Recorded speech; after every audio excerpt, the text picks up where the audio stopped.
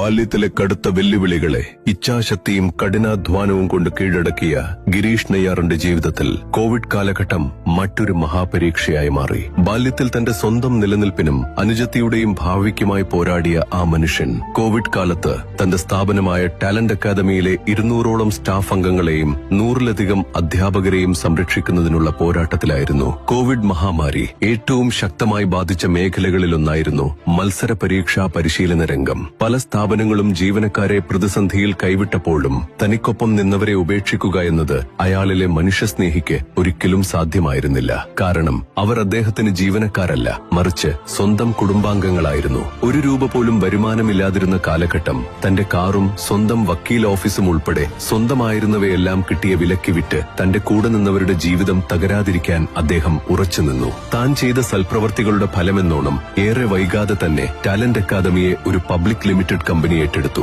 അതിലൂടെ അദ്ദേഹത്തിന്റെ സാമ്പത്തിക പ്രതിസന്ധികൾക്ക് ചെറിയൊരു ആശ്വാസമായി. എന്നാൽ അതിനുശേഷവും ഗിരീഷ് നെയ്യാർ വ്യത്യസ്തനായിരുന്നു. താൻ വിറ്റ ഒരു കാറിന് പകരം 5 കാറുകൾ വാങ്ങി പ്രതിസന്ധി സമയത്ത് തോളോട് തോൾ ചേർന്ന് നിന്ന തന്റെ സഹപ്രവർത്തകർക്ക് സമ്മാനിച്ചു. കൂടാതെ കൂടെയുണ്ടായിരുന്ന ഓരോ സ്റ്റാഫിനും ശമ്പള വർധനയും ക്യാഷ് അവാർഡും മുടങ്ങിപ്പോയ ബോണസുമൊക്കെ നൽകി തന്റെ തിരിച്ചുവരവ് ആഘോഷമാക്കി. ഇതാണ് ഗിരീഷ് നെയ്യാർ, ഒരു പോരാളി, ഒരു നേതാവ്, ഒരു കറകളഞ്ഞ മനുഷ്യസ്നേഹി. പാറശാലയുടെ വികസനത്തിനു വേണ്ടി അയാളുടെ മനസ്സിൽ ധാരാളം പദ്ധതികളുണ്ട്. വിദ്യാഭ്യാസ രംഗത്ത് പുതിയ സാധ്യതകൾ തുറന്നുകൊടുക്കുന്ന സ്കിൽ ഡെവലപ്മെന്റ് സെന്ററുകൾ, വിദ്യാർത്ഥികൾക്ക് ലോക നിലവാരത്തിലുള്ള പരിശീലനം നൽകുന്ന ഡിജിറ്റൽ ലേണിംഗ് ഹബ്ബുകൾ, ടെക്നോളജിയുടെ കരുത്ത് ഓരോ യുവാവിന്റെയും കൈകളിലെത്തിക്കുന്ന ഇന്നവേഷൻ സെന്ററുകൾ, സ്റ്റാർട്ടപ്പുകൾക്കും പുതിയ ആശയങ്ങൾക്കും പിന്തുണ നൽകുന്ന വികസന പ്ലാറ്റ്ഫോമുകൾ, പുതിയ തലമുറയ്ക്ക് പുതിയ വഴികൾ തുറക്കുന്ന ഒരു സ്മാർട്ട് മോഡേൺ പാറശാല.